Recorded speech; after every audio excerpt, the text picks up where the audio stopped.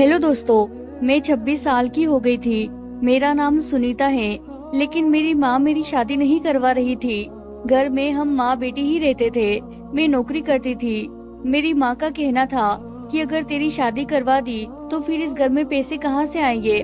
ऐसा बहुत से घरों में होता था कि अगर कोई लड़की गलती से कमाने लग जाती है और वह रोटी कमाने वाली हो तो फिर उसकी शादी नहीं होती। लेकिन मेरी उम्र बहुत ज्यादा हो रही थी और मेरी उम्र मेरी शक्ल से भी नजर आती थी। फिर मैं उन्हें कहती थी कि मैं शादी के बाद भी आपको पैसे भेजती रहूंगी, लेकिन ये बात माँ नहीं मानती थी। उसका कहना था कि अगर शादी के बाद तू बदल जाएगी और मैं इसी घर में पड़ी मर जाऊंगी और तुझे खबर तक नहीं होगी। वो कहती थी कि तू बड़ी बेशर्म है, तुम जैसी बेशर्म औरत को पति मिल जाएगा तो तू उसके साथ ऐसी घुल मिल जाएगी कि पलटकर माँ की तरफ नहीं देखेगी। पता नहीं उन्होंने मेरे अंदर कौन सी बेशर्मी देखी थी। शादी करना तो हर इंसान का हक होता है। भगवान ने सबको जोड़ों में पैदा किया है, कोई जानवर हो या परिंदा हो, सबका जोड़ा बनाया है। इसी तरह इंसान भी जोड़े में ही रह सकता है। जिन लोगों की शादी नहीं होती उनकी भला कोई जिंदगी होती है। मेरी माँ ने खुद भी तो शादी की थी, लेकिन मेरी गलती यह नहीं थी कि मेरी माँ मेरी शादी इसलिए नहीं करवा रही थी कि वह मुझे बेशर्म समझती थी। मेरी गलती ये थी कि मैं इस घर में पैसे लेकर आती थी और इस गलती को मैं खत्म भी नहीं कर सकती थी। इसीलिए वह खुदगर्ज होकर मेरी शादी नहीं करना चाहती थी। लेकिन मुझे भी कुछ न कुछ करना था। मैं भी एक इंसान थी, एक औरत थी। मेरे अंदर भी जज्बात थे और अब वे जज्बात मुझे तंग करने लगे थे। मेरी भावनाएं मुझ पर हावी हो जाती थी, खासकर रात के वक्त। और फिर मेरी उम्र की जितनी भी लड़कियां थी उन सबकी तो शादियां भी हो गई थी, बल्कि उनके घर में तो एक दो बच्चे भी पैदा हो गए थे। और मैं यहाँ अब भी ऐसे ही बेटी थी, उनके पास भी नहीं जाती थी। नहीं तो वे अपनी शादीशुदा जिंदगी की ऐसी ऐसी कहानियां और बातें सुनाती कि मेरा दिल और भी ज्यादा मचलने लगता था। मेरी माँ कहती थी कि तेरा बाप भी छोड़कर चला गया, लेकिन आज तक उसने यह नहीं बताया कि वह हमें छोड़कर क्यों गया। कोई बात जरूर थी, मैं बहुत ज्यादा खूबसूरत नहीं थी और मेरी शक्ल भी इतनी अच्छी नहीं थी। मुझे लगता है कि शायद मेरा बाप मेरी माँ को किसी और औरत के लिए छोड़कर गया था। मेरी माँ ने कभी यह नहीं कहा कि मेरा बाप इस दुनिया से चला गया है, बस वह कहती थी कि वह हमें छोड़कर चला गया। मैं एक प्राइवेट स्कूल में पढ़ाती थी। वे ज्यादा पैसे नहीं देते थे। गर्मियों की छुट्टियां चल रही थी तो मैं घर पर ही थी और घर में कपड़े सीकर गर्मियों की छुट्टियों का जो भी नुकसान हो रहा था वह पूरा करने की कोशिश कर रही थी। मैं भी अपनी माँ की तरह बहुत ज्यादा हंसी नहीं थी। एक दिन मैं घर में अकेली थी, घर में कोई भी नहीं था कि दरवाजे पर दस्तक हुई। मैं अपने कमरे में बैठी थी। मेरी माँ मोहल्ले में किसी औरत के घर गई हुई थी और मुझे बताकर गई थी। एक और अजीब बात ये थी कि उसने मोहल्ले की बहुत सी औरतों से दोस्ती कर रखी थी। कभी किसी के घर जाकर वक्त गुजार आती तो कभी किसी का घर। दो लोग एक घर में रहते हो तो ज्यादा से ज्यादा आपस में कितनी बात कर लेंगे, इसीलिए वह बाहर निकल जाती थी। लेकिन मुझे कहीं नहीं जाने देती थी, क्योंकि एक दिन मैं अपनी एक दोस्त के घर चली गई तो उसने अपने भाई के लिए मेरा रिश्ता मांग लिया था। उसी दिन के बाद से मेरी माँ ने मुझे कहीं जाने भी नहीं देती थी और अब मैं भी नहीं जाती थी, क्योंकि जैसे ही जाती लोग सबसे पहले मेरी शादी का सवाल करते। चूल्हे पर दूध रखा है, उसे देख लेना। लेकिन मैं भूल ही गई थी, मैंने देखा ही नहीं। जब दरवाजे पर दस्तक हुई तो देखा कि दूध तो उबल रहा था। हमारे घर में गैस नहीं थी, हम गांव में रहते थे, लकड़ियां जलाया करते थे। जल्दी जल्दी दूध को उतारने गई कि मेरा हाथ जल गया और दूध मेरे पैर पर गिर गया। इतने में दस्तक हुई थी। जिसने दस्तक दी थी वह मेरी चीख सुनकर अंदर ही चला आया। मैं पूरी तरह चिल्लाई थी। शायद उसने भी सोचा होगा कि कोई मुसीबत में है, इसीलिए वह सीधा अंदर ही चला आया और मेरी मदद करने के लिए मेरी तरफ बढ़ा। मुझे बहुत तकलीफ हो रही थी। मुझे उस वक्त किसी न किसी की मदद की जरूरत तो थी। मुझसे उठा भी नहीं जा रहा था। उसने मुझे उठाया और कमरे में लेकर आया, साथ ही मेरे पैर पर ठंडा पानी डाला, जिससे मुझे काफी सुकून मिला। लेकिन जब मैंने देखा तो मैं हैरान रह गई। वह कोई और नहीं बल्कि कोई भिखारी था। लेकिन उसे भिखारी कहना मुनासिब नहीं होगा। उसके नैन नक्श बहुत अच्छे थे, उसकी कदकाठी भी बहुत ही अच्छी थी। बस थोड़ा काला और गंदा मेला लग रहा था और कोई मसला नहीं था। सारे गरीब लोग बदसूरत तो नहीं होते, जिस तरह सारे अमीर लोग खूबसूरत नहीं होते। कुछ ऐसे भी होते हैं जो वैसे तो गरीब होते हैं, लेकिन इंसान उन्हें देखता है तो सोचता है कि अगर इनका मुंह हाथ धुलाया जाए, इन्हें अच्छे कपड़े पहनाए जाए, तो ये किसी हीरो से कम नहीं लगेंगे। यह आदमी भी कुछ ऐसा ही लग रहा था। उसने भी मदद की। मैंने उससे अचानक अपना हाथ पीछे कर लिया। मैंने कहा, तुम्हारी हिम्मत कैसे हुई अंदर आने की? तुमने मुझे हाथ कैसे लगाया? उस शख्स ने कहा कि मैं तो यहाँ पर भीख मांगने आया था। आपकी चीखने की आवाज सुनी तो मदद के लिए चला आया। भलाई का तो जमाना ही नहीं है। अगर आपको बुरा लगा हो तो मुझे माफ कर दे। मैं शायद ज्यादा ही बोल गई थी, लेकिन उसने मेरी मदद की थी। अगर वह मुझे वक्त पर उठाने नहीं आता तो मैं वहीं पड़ी रह जाती, क्योंकि मेरे पैर जले थे और मुझसे उठा भी नहीं जा रहा था। मैंने उससे कहा कि मुझे माफ कर दो, बस मैं गुस्से में थी। मैंने उससे पूछा, तुम भीख क्यों मांग रहे थे? क्या तुम्हें भूख लगी है? वह कहने लगा, मुझे बहुत भूख लगी है, 2 दिन से खाना नहीं खाया। मैंने कहा, ठीक है, तुम यही बैठो, मैं तुम्हारे लिए भी खाना लेकर आती हूँ। मैंने शॉपर्स में 2 रोटियां और थोड़ी सब्जी डिब्बे में डालकर शॉपर में डाल दिया और उसे पकड़ा दिया। उसने मुझे बहुत दुआएं दी और कहा कि आज तक मुझसे इतनी नरम से कोई पेश नहीं आया। जब से फकीर बना हूँ, लोगों की ऐसी ऐसी बातें और हरकतें देखी है कि इंसानियत के ऊपर से विश्वास ही उठ गया है। उस वक्त मुझे समझ नहीं आई कि उसने यह क्यों कहा कि मैं फकीर बना हूँ। वह तो था ही भिखारी, किसी भिखारी की औलाद होगा, उसका बाप भी भिखारी होगा, तभी वह यही काम करता होगा। आपकी बहुत मेहरबानी। मैंने कहा, कोई बात नहीं, तुमने भी तो मेरा इतना ख्याल किया है। वह कहने लगा, हाँ, आप जैसी खूबसूरत लड़की को देखकर मैं इस मुसीबत में कैसे छोड़ सकता था। आप वाकई बहुत खूबसूरत हैं और सबसे ज्यादा आपके पैर खूबसूरत हैं। लेकिन अफसोस कि आपका पैर जल गया है।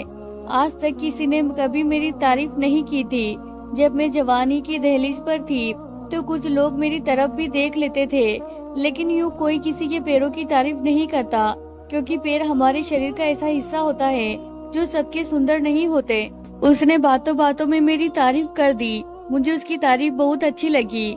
वह कहने लगा कि मेरे साथ एक बूढ़ा भिखारी भीख मांगता है, जो कभी कभी एक मरहम भी बेचता है। मैं आपके लिए लाऊंगा कि अगर इसे जले हुए जख्म पर लगाए तो फौरन ठीक हो जाता है। मैंने कहा, ठीक है, लेकिन कल तुम इसी वक्त आना, क्योंकि इस वक्त मेरी माँ घर पर नहीं होती है, और अगर उन्होंने मुझे तुम्हारे साथ देख लिया तो तुम्हें बुरा भला कहेगी और मुझे भी डांट पड़ेगी। उसका कहना था कि मेरा नाम अमित है। मैंने भी अपना नाम बताया। उसने कहा कि आप फिक्र न करें, मैं आपके लिए किसी भी मुसीबत का कारण नहीं बनूंगा। बातें करने से वह बिल्कुल भी भिखारी नहीं लगता था। कितने आराम से, नर्मता से और अच्छे तरीके से बात कर रहा था। इसके बोलने का अंदाज ऐसा था जिससे कोई खानदानी आदमी होता है। खानदानी नहीं तो कम से कम पढ़ा लिखा तो लग ही रहा था, लेकिन यह कहाँ से पढ़ा लिखा था? बस लगता है इसके बोलने का तरीका ही ऐसा था। अगले दिन वह इसी वक्त पर आया और मेरे लिए मरहम लेकर आया। उसने कहा कि मैं खुद आपके जख्मों पर मरहम लगा देता हूँ। जाने क्यों मुझे उस शख्स से बहुत ही अपनापन महसूस हो रहा था। वह मेरा कितना ख्याल कर रहा था। वह एक भिखारी था, लोगों से पैसे मांगता था। कुछ लोग उसे पैसे नहीं देते होंगे। भिखारियों को तो इंसानियत पर से एतबार उठ जाता है। उनको लोग कुत्तों की तरह इनकार करते चले जाते हैं। लेकिन यह शख्स मेरे लिए दोबारा आया और दवाई लेकर आया और अपने हाथों से मेरे पैरों पर यह दवाई लगा रहा था। शायद पहली बार किसी ने मेरा इस तरह से ख्याल रखा था। मुझे इस बात की कोई परवाह नहीं थी कि मेरी तरफ अगर कोई शख्स इंसानियत दिखा रहा है या मेरा ख्याल कर रहा है, वह कौन है। अगर मेरी किसी दोस्त को यह बात पता चल जाती और मैं उसे बताती तो कहती, हाँ, और इस उम्र में तुम्हें बहका नहीं रही हूँ, 27 साल की होने वाली है तो। लेकिन मेरे दिमाग में यह बात नहीं आ रही थी। थोड़ी बहुत बातचीत भी हो गई। मैंने आज भी उसे खाना खिलाया था, बल्कि मैंने उसे अपने हिस्से का खाना दे दिया था, लेकिन उसे यह बात नहीं बताई थी। अब वह रोज ही मेरे पास आने लगा। हम लोगों की दोस्ती हो गई और मैंने उसे दोस्ती करने दी थी। क्या लड़का लड़की दोस्त नहीं हो सकते? मुझे नहीं लगता कि उसके दिल में ऐसी कोई बात थी, और नहीं मेरे दिल में। उसने मेरी मदद की थी। इसी तरह हम रोज मिलने लगे। वह आ जाता, मैं उसके लिए पहले से ही खाना निकाल कर रख देती थी और उसे खाना खिलाती थी। अगर कभी अपने लिए कुछ अच्छा बनाती थी तो उसे भी दे देती। लेकिन अगर मेरी माँ घर पर नहीं होती, किसी के घर गई होती, तो मैं उसे घर में ही बुला लेती और हम खूब सारी बातें करते और खाना भी एक साथ खाते। मैंने उसे अपने पिता के कुछ पुराने कपड़े भी दिए। मैंने कहा कि नए कपड़े पहनकर और साफ सुथरे रहो। उसने कहा कि अगर मैं साफ सुथरा रहूंगा तो मुझे भीख कौन देगा। मैंने कहा कि यह क्या बात है, तुम्हें क्या लगता है लोग तुम्हें गंदा रहने के पैसे देते हैं। इस बात पर हम दोनों हंसने लगे। कभी कभी बातें करते हुए उसकी जुबान से इसी चीजों का जिक्र निकल जाता जिससे मैं हैरान रह जाती। मैंने कहा, तुम्हें उन चीजों के बारे में कैसे पता है? तो उसने कहा कि मैं बहुत जगह घूमता रहता हूँ, कहीं कोई बैठा हो तो उसके पीछे जाकर बैठ जाता हूँ और उसकी बातें सुनता रहता हूँ, इसीलिए मेरी जानकारी बहुत ज्यादा है। यानी उसके पास बहुत ज्यादा ज्ञान था और उसे बहुत सारी जानकारी थी। हमारी दोस्ती गहरी हो गई और यह दोस्ती एक दिन मोहब्बत में बदल गई। उसने कहा कि तुम्हारी अब तक शादी क्यों नहीं हुई? तुम तो अच्छी खासी समझदार लगती हो। मैंने कहा कि मैं अगले साल 27 साल की हो जाऊंगी, लेकिन जाने क्यों मेरी माँ मेरी शादी नहीं कराती। वह कहती है कि आदमी बेवफा होते हैं, छोड़कर चले जाते हैं, इसीलिए वह मेरी शादी नहीं कराना चाहती, क्योंकि माँ ने कह दिया कि तू शादी का ख्याल ही अपने दिल से निकाल दे और यह ना समझ कि आज नहीं तो कल तेरी माँ शादी करवा देगी। मुझे तेरी शादी करवानी ही नहीं है और मेरी माँ के पास शादी के लिए पैसे भी नहीं है। दहेज का एक तिनका भी अभी तक नहीं बना है, तो बिना दहेज की शादी कैसे होगी? तुम ही सोचो, आजकल लोग इतने बुरे हैं कि बिना दहेज के लड़की नहीं लेते। तो उसने कहा कि कुछ लोग ऐसे हैं जिनको दहेज से मतलब नहीं होता है। मैंने कहा कि ऐसे लोग कहाँ मिलते हैं भला? कहने लगा कि एक ऐसा शख्स तुम्हारे सामने बैठा है। मैंने कहा, लेकिन तुम तो भिखारी हो, तुमसे शादी करने के लिए मेरी माँ कभी नहीं मानेगी। उसका कहना था कि अगर मोहब्बत करती हो तो मुझसे शादी कर लो। मोहब्बत का इजहार तो हम लोग कर रहे थे, लेकिन इस तरह से नहीं कि जैसे यह कहा हो कि एक दूसरे के बिना नहीं रह सकते। बस उसने कहा था कि अच्छी लगती हो। मैंने कहा कि तुम भी अच्छे हो, लेकिन मैं भिखारी से शादी कैसे कर सकती थी? अगर मेरी माँ मान जाती, क्या तब भी यह कोई अच्छा फैसला होता? ऐसा कौन करता है भला? उसने कहा कि क्या सोचने लगी हो, मेरी बात मानो। मैं तुम्हें विश्वास दिलाता हूँ कि तुम्हें पछताना नहीं पड़ेगा। मुझ पर भरोसा करो। यह कैसे कह सकता था कि तुम पछताओगी नहीं? जाहिर है मुझे पछताना ही पड़ता। वह भिखारी था, सारा जीवन मांगता रहता, वह अपना घर नहीं चला सकता था। मैंने उसकी बात का कोई जवाब नहीं दिया और वह भी वहाँ से चला गया। कहने लगा कि तुम्हारी खामोशी को इनकार समझकर यहाँ से जा रहा हूँ, दोबारा कभी नहीं आऊँगा। लेकिन रात को उसके बारे में सोचती रही, उसे याद करती रही। अपनी माँ से पूछा कि तुम मेरी शादी क्यों नहीं कराती? तो कहने लगी कि मुझे तेरी शादी नहीं करानी, तू आराम से घर में ही बैठ, अपनी नौकरी पर ध्यान दे। इतनी मेहनत करके खुद को जलील करके तुझे पढ़ाया लिखाया, इसीलिए नहीं कि कोई और ले जाए। और वैसे भी मर्दों का क्या भरोसा है, ये किसी पर भी मेहरबान नहीं होते। मैंने अपनी माँ से कहा कि क्या दुनिया के सारे मर्द एक जैसे होते हैं? क्या तुम्हारा पिता भी ऐसा ही था? क्या तुम अपने पिता और भाई को भी ऐसा ही कहती हो कि वे बेवफा है और बिल्कुल भी अच्छे नहीं है? तो वह कहने लगी कि हाँ, सारे मर्द एक जैसे नहीं होते, लेकिन सबकी किस्मत अच्छी नहीं होती। और कहते हैं कि बेटियों की किस्मत उनकी माँ पर ही निर्भर होती है। तुम्हारी माँ भी तो बदकिस्मत थी ना, तुम भी ऐसी ही हो। इसीलिए तुम इस मामले में सोचना बंद कर दो और अपना मुंह बंद कर दो। तुम्हारी शादी कभी नहीं होगी। मैंने अपनी जिंदगी में तुम्हारी शादी नहीं करानी। अगर तुम्हें शादी करने का इतना ही शौक है तो दुआ करो माँ मर जाए। मैंने माँ से कहा कि कैसी बातें करती हो, मैं ऐसा क्यों चाहूंगी? जब भी मैं अपनी माँ से इस तरह की बात करती तो वो मुझे ऐसे ही जवाब देती। मैं सोच रही थी कि मेरी माँ तो मेरी शादी नहीं कराएगी, मगर मैं यह भी नहीं चाहती थी कि मेरी माँ को कुछ हो जाए। तो फिर मैं नहीं चाहती थी कि मैं अपनी माँ के मरने के बाद शादी कर लूं। 2 दिन तक अमित नहीं आया तो मैं बहुत परेशान रही। जाने क्यों मुझे उसकी सारी बातें याद आ रही थी। वह जैसा भी था, कम से कम अपनी बात का पक्का तो था, मुझसे मोहब्बत करता था। सोचने लगी, क्या कभी कोई मुझसे मोहब्बत करेगा? क्या कभी कोई अमीर इंसान जो अच्छी नौकरी करता हो, उसका बड़ा घर हो, क्या वह मुझसे मोहब्बत करेगा? भला इसी भिखारी के जरिए ही मुझे मोहब्बत मिलनी हो। मुझे तो मोहब्बत ही चाहिए थी ना। बहुत खुशकिस्मत होते हैं वे लोग जिन्हें मोहब्बत मिलती है, और जब मोहब्बत मिल जाती है तो फिर सब कुछ ठीक हो जाता है। मेरी जितनी भी सहेलियों की शादी हुई थी, उन्होंने भी सिर्फ दौलत ही देखी थी, लेकिन उनमें से कोई भी बहुत ज्यादा खुश नहीं थी। कोई कहती थी कि मुझे वक्त नहीं देता, कोई कहती थी कि मेरा एहसास नहीं करता, तो कोई कहती थी कि उसका किसी और के साथ चक्कर चल रहा है। क्या मुझे अम्मी जैसी मोहब्बत करने वाला इंसान दोबारा मिल सकता था? यहाँ पर कोई ऑप्शन तो नहीं लग रहे थे। 2 दिन बाद मुझे अमीर दूर से नजर आया। वह मेरे घर नहीं आ रहा था, बल्कि सड़क पर कहीं अपने काम में व्यस्त था। मैं अपने घर से बाहर भागी और जाकर उसे रोका। वह मुझे ऐसे पेश आया जैसे मुझे जानता ही ना हो। ऐसा लग रहा था कि वह नहीं, मैं भिखारी हूँ और मोहब्बत की भीख मांगने के लिए खड़ी हूँ, और वह मुझे कह रहा है कि चलो चलो निकलो यहाँ से, माफ करो, मेरे पास नहीं है। मैंने उससे कहा कि इस तरह क्यों कर रहे हो? तो कहने लगा कि आपको मुझसे दूर रहना चाहिए, और आप एक पढ़ी लिखी लड़की है, आपका मुझसे वैसे भी कोई रिश्ता और मतलब नहीं हो सकता। मैंने कहा कि तुम तो गुस्सा ही हो गए हो, क्या तुम मुझे सोचने की मोहलत भी नहीं दे सकते थे? उसने मुझे हैरान होकर देखा। मैंने कहा कि मैं तुमसे शादी करने के लिए तैयार हूँ, मैं तुम्हारे साथ शादी करूँगी, पर तुम्हें मुझसे वादा करना होगा कि तुम हमेशा मेरी मदद करोगे, मुझे बहुत खुश रखोगे, हमेशा मुझसे ही मोहब्बत करोगे, कभी बदलोगे नहीं। उसने कहा कि मैं कभी नहीं बदलूंगा, मैं आपसे वैसे ही मोहब्बत करूंगा, आप मुझे बहुत अच्छी लगती है। और मैंने अपनी माँ से छुपकर इस भिखारी के साथ शादी कर ली। अब वह भिखारी मेरा पति था।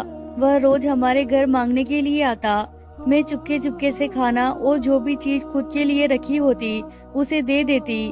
कभी उसे कपड़े देती, कभी कोई और चीज। मैं उसे थोड़े बहुत पैसे भी देती थी।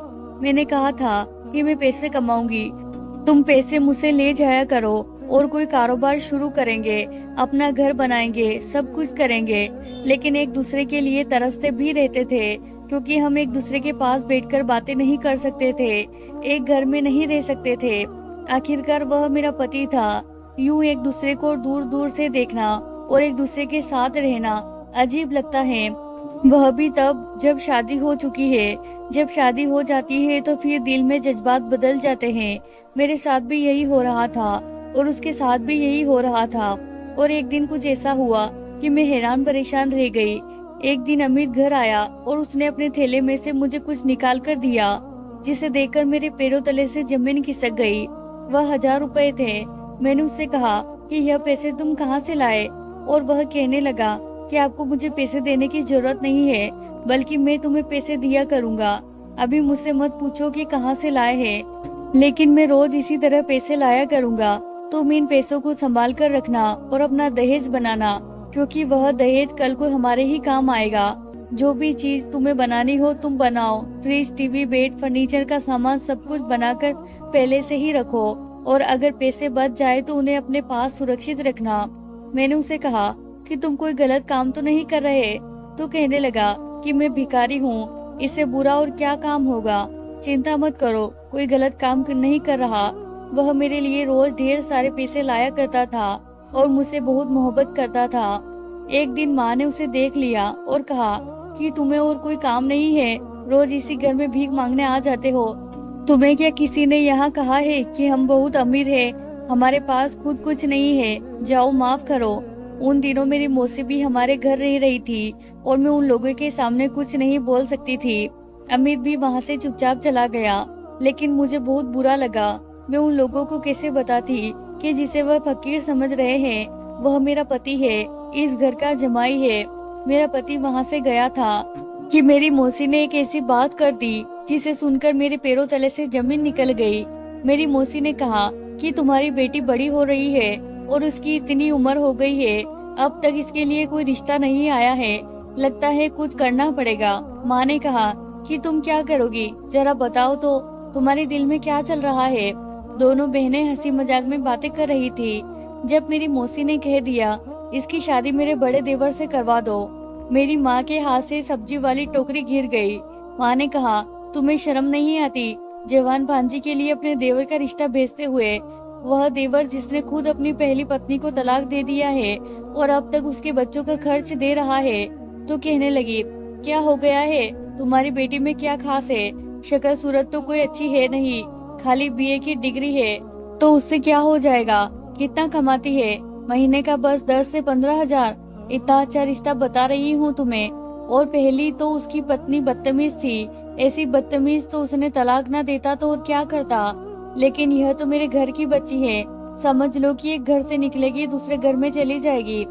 ससुराल वाला तो कोई मसला ही नहीं है, वह भी तो उसका अपना घर है। मेरे पैर पहले से ही इस घर में जमे हुए हैं। या मेरी देवरानी बनेगी तो मैं इसका बहुत ख्याल रखूंगी। मेरी माँ वैसे तो अचानक से बहुत हैरान हो गई थी और बहुत गुस्से में भी आ गई थी, लेकिन फिर मेरी मौसी ने ऐसी बात कर दी कि मेरी माँ भी सोच में पड़ गई। मेरी मौसी ने कहा, छोड़ दो इस घर को, तुम किराए के घर में हो, 2 लोगों के लिए तुम किराया देती हो, तुम भी मेरे साथ चलो। मेरा भी तो पति इस दुनिया में नहीं है, दोनों मिलकर बैठेंगे, बहनें बातें करेंगी। क्या मसला है इसमें? अपनी बेटी से दूर भी नहीं रहना पड़ेगा, तुम्हारी आंखों के सामने ही रहेगी। मेरे घर में छत पर एक कमरा खाली है, तुम्हारे रहने का इंतजाम कर दूंगी। और दहेज की क्या जरूरत है? इस घर में जो भी सामान है वह सारा सामान उठाकर इधर आ जाओ। मेरी मौसी तो जैसे कोई जादूगरनी थी, उसने मेरी माँ की दुखती रग पर हाथ रख दिया कि मेरी माँ को भी अकेला नहीं रहना पड़ेगा और उन्हें दहेज भी नहीं बनाना पड़ेगा और शादी भी आराम से हो जाएगी। मेरी माँ सोच में पड़ गई थी और मुस्कुराई भी थी। मौसी समझ गई थी कि तीर निशाने पर लगा है और उनका निशाना कभी चुकता नहीं है। वह अपने नकारा और बद दिमाग देवर के लिए मेरा रिश्ता लेना चाहती थी और यह होने वाला था, लेकिन मैं लोगों को क्या बताती कि मैं तो पहले से ही शादी कर चुकी थी और शादी पर शादी नहीं हो सकती है। मेरी मौसी घर से चली गई तो मैंने अपनी माँ से कहा कि मुझे शादी नहीं करनी। मेरी माँ ने कहा, अच्छा, पहले पहले तो शादी के लिए शोर डालकर बैठी थी, मेरी शादी करवा दो। अब जब इतना अच्छा रिश्ता मिल गया है जिसमें सब कुछ हमारी पसंद से है, दहेज भी नहीं देना पड़ेगा, तो फिर तुम कह रही हो कि मैं शादी नहीं करूंगी। मैंने कहा ना, मुझे बिल्कुल शादी नहीं करनी, मैं नहीं करूंगी शादी। आप मुझे जान से मार दे, लेकिन मैं शादी नहीं कर सकती। माँ ने मुझे हैरान होकर देखा और मेरे अल्फाज पर गौर करने लगी। कहने लगी कि तुमने यह क्यों कहा कि मैं शादी नहीं कर सकती? नहीं कर सकती, ये तुम्हारा क्या मतलब है? मैंने कहा कि मैंने कुछ भी बोल दिया होगा, बस मुझे शादी नहीं करनी। मैं अमित को यह बात बताना चाहती थी कि जो भी करना है जल्दी करो, किसी दिन साफ सुथरा होकर हमारे घर आ जाओ और मैं अपनी माँ से झूठ बोल दूंगी कि वह हकीकत में फकीर नहीं है। कुछ भी कर लूंगी, लेकिन वह मेरे घर आ जाए और आकर मेरा रिश्ता मांगे। लेकिन अमित को आज 7वां दिन था कि वह मेरे घर नहीं आया था। मैं बहुत ज्यादा परेशान हो चुकी थी। मुझे समझ नहीं आ रहा था कि मैं क्या करूं। क्या मुझे धोखा देकर चला तो नहीं गया? लेकिन यह कैसे धोखा था कि उसने अपने पैसे मेरे हवाले कर दिए थे? नहीं, उसने मुझे धोखा नहीं दिया था, वह मुझे धोखा नहीं दे सकता था। जरूर उसके साथ कुछ हो गया था या वह फंस गया था। मेरे दिल में बुरे ख्यालात आ रहे थे, कुछ समझ नहीं आ रहा था कि क्या करूं। एक दिन मैं घर में अकेली थी, मेरी माँ भी घर में नहीं थी कि अमित आ गया। मैंने उसे देखते ही फूट फूट कर रोना शुरू कर दिया। मैंने कहा कि 7 दिन से मेरी जान निकल गई थी, तुम पता नहीं कहाँ रह गए थे, क्या हो गया था तुम्हें? वह कहने लगा कि मैं बिल्कुल ठीक हूँ, बस एक मुसीबत में फंस गया था, तुम्हें बाद में आराम से बताऊंगा। अमित को देखते ही मैंने उसका हाथ पकड़कर घर के अंदर खींच लिया, क्योंकि मेरी माँ घर पर नहीं थी। मैंने कहा कि मुझे तुमसे बहुत जरूरी बात करनी है, लेकिन वह मेरी जरूरी बात को बिल्कुल भी नहीं समझ रहा था और कहने लगा कि हाँ, मुझे भी तुम्हें कुछ दिखाना है। उसने थैले में हाथ डाला, वह जरूर वहाँ से पैसे निकालने लगा था, लेकिन मुझे आज पैसे से ज्यादा जरूरी बात करनी थी। मैंने कहा कि पहले मेरी बात सुनो, मुझे पैसे नहीं चाहिए, ये पैसे तो अपने पास ही रखो। लेकिन कुछ बहुत बुरा हो गया है और अब हमें ये सब बाकी सबको बताना होगा। लेकिन वह मेरी बात नहीं सुनता था। फिर उसने एक ऐसी चीज निकाली जिसे देखकर मेरे पैरों तले से जमीन निकल गई और मैंने उसे एक ही लफ्ज कहा कि मुझे तलाक दे दो। उसने थैले में से एक तस्वीर निकाली थी और कहा था कि यह मेरे पिता की है, क्योंकि वह तस्वीर और किसी की नहीं बल्कि मेरे अपने ही पिता की थी। इसका मतलब था कि वह मेरा भाई था और मैं उससे शादी कर बैठी थी। मुझसे बहुत बड़ा पाप हो गया था और इसका एक ही हल था कि मुझे तलाक दे दिया जाए। जब मैंने तलाक की बात की तो वह हैरान और परेशान रह गया। और कहने लगा, तुम ऐसा क्यों कह रही हो? फिर मैंने चिल्लाकर कहा कि यह मेरा पिता है, मैं उसकी बेटी हूँ। अमित ने यह तक कह दिया कि नहीं, यह मेरा पिता है। मैंने कहा कि यह मेरे पिता है और मैं उसी की संतान हूँ। मुझे कुछ समझ नहीं आ रहा था। मेरे कानों से धुआं निकल रहा था, दिल की धड़कन कानों में सुनाई दे रही थी, शरीर कांप रहा था। अमित की हालत भी ऐसी ही हो गई थी कि हम एक दूसरे के भाई बहन थे। मैं बुरी तरह रो रही थी, मुझे कुछ समझ नहीं आ रहा था। अमित ने कहा कि मेरे साथ चलो, मुझे मेरे पिता के पास ले गया। जब मैंने अपने पिता को देखा तो फिर फूट फूट कर रोने लगी और उनसे गले लगना चाहा, लेकिन मेरे पिता ने मुझे हाथ के इशारे से रोक दिया और कहा कि इस लड़की को यहाँ से तुरंत ले जाओ। अमित फकीर नहीं था, बल्कि वह फकीर बनने का नाटक कर रहा था। वह एक प्राइवेट जासूस था और एक बहुत अच्छे घर में रहता था। जब आपको देखकर मैं भावुक हुई। मैंने कहा कि मैं आपकी बेटी हूँ। तुम और मेरी बेटी, यह तुमने किसने कहा? यह मेरी बेटी बिल्कुल भी नहीं है। मैंने कहा कि मैं आपकी बेटी हूँ। आपने मुझे और अपनी पत्नी को छोड़ दिया था और यहाँ बड़े घर में रहते हैं और हम एक गंदे से घर में मुश्किल से अपनी 2 वक्त की रोटी पूरी कर रहे हैं। आपको हमारा कोई एहसास नहीं है? फिर मेरे पिता ने मुझे एक ऐसी बात बताई कि मेरे पैरों तले से जमीन निकल गई और मेरे सिर से आसमान भी उड़ गया। मेरे पिता ने कहा कि तुम्हारी माँ मेरी मंगेतर थी। हम लोग एक दूसरे से बहुत मोहब्बत करते थे, लेकिन शादी से पहले ही मुझे यह पता चला कि वह गर्भवती है और उसके गोद में किसी और का बच्चा है।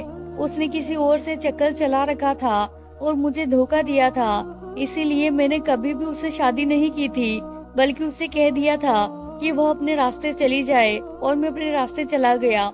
मैंने उसकी तरफ कभी भी नहीं देखा।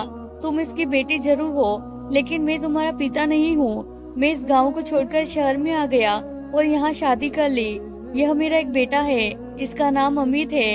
यह एक जासूस है, इसीलिए यहाँ फकीर बनकर अपना काम अंजाम दे रहा था। उसने मुझे कहा कि उसे किसी लड़की से मोहब्बत हो गई है और उसने उससे शादी कर ली है। अगर वह लड़की तुम हो तो मैं कभी भी तुम्हें बहू स्वीकार नहीं करूँगा, क्योंकि जैसी माँ वैसी बेटी, तुम भी वैसा ही करोगी। मैं तो अब भी सदमे से गुजर रही थी कि मेरा पति बोला कि ऐसा कुछ नहीं है, मैं इस लड़की से मोहब्बत करता हूँ। मेरे पिता ने कहा कि जो लड़की एक फकीर से शादी कर सकती है और क्या नहीं कर सकती। घर आए फकीर से उसने शादी कर ली तो कल को क्या करेगी? मेरे पति ने कहा कि आप इस मामले को दूसरी तरफ से देख रहे हैं। मैं दूसरी तरफ से कह रहा हूँ कि इस लड़की ने एक फकीर से शादी की है, इसका मतलब है कि उसे दौलत और शोहरत से कोई मसला नहीं है। उसे मोहब्बत थी मुझसे। अगर आप इसे बहू स्वीकार नहीं करेंगे तो मैं घर छोड़कर चला जाऊंगा। बाप बेटे में लड़ाई शुरू हो गई, जबकि मैं अपने ही दुख में बैठी थी। वापस घर आई। मुझे अमित ने कहा था कि मैं रिश्ता लेकर आऊंगा, हम तुम्हें तरीके से विदा करके ले जाएंगे। मैंने अपनी माँ को सब कुछ बता दिया तो मेरी माँ ने मेरे मुंह पर थप्पड़ मारा और कहा कि तुझे शर्म नहीं आती, तूने मेरी पीठ के पीछे यह सब किया था। मैंने अपनी माँ को हकीकत बताई कि आपने भी तो यही वजह की थी। मेरी माँ ने सिर झुका लिया। तू सारी जिंदगी मुझसे झूठ बोलती रही कि तेरा बाप हमें छोड़कर चला गया। अब तू मुझे यह बता दे कि मेरा असली बाप कौन है। मेरी माँ ने कहा कि वह इस दुनिया में नहीं है। मैंने कहा कि मैंने तेरी तरह कोई गलत काम नहीं किया, शादी की है और वो भी उस शख्स से जिसे मोहब्बत करती हूँ। अब तुझे मुझे विदा करना ही होगा। मेरी माँ चुप हो गई। वह कुछ नहीं कर सकती थी, लेकिन मैं अपनी माँ को छोड़कर भी नहीं जा सकती थी और इस घर में नहीं रह सकती थी जहाँ उनका पूर्व आशिक रहता है। समझ नहीं आता कि क्या करूँ। यहाँ पर अमित ने मेरी बहुत बड़ी मुश्किल दूर कर दी। उसने कहा कि हम अलग रहेंगे क्योंकि मेरे 2 भाई और भी है। मैं नहीं चाहता कि तुम्हारी जिंदगी ताने सुनते गुजरे। तुम्हारी माँ हमारे साथ रह सकती है।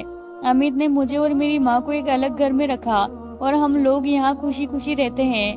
दुनिया की हर सुविधा हमारे पास है, लेकिन अमित आज भी मुझ पर इस बात के लिए रश्क करता है कि तुमने बिना कुछ देखे मुझसे शादी कर ली। तुम मुझसे मोहब्बत करती हो और यही मेरा गर्व है। तो प्यारे दोस्तों, ये थी हमारी आज की कहानी। अगर आपको कहानी पसंद आई हो तो इसे जरूर लाइक कीजिए। वीडियो पर पहली बार आए हो तो चैनल को सब्सक्राइब करना बिल्कुल ना भूलिएगा और आपकी राय हमें कमेंट बॉक्स में जरूर बताइएगा दोस्तों। धन्यवाद दोस्तों।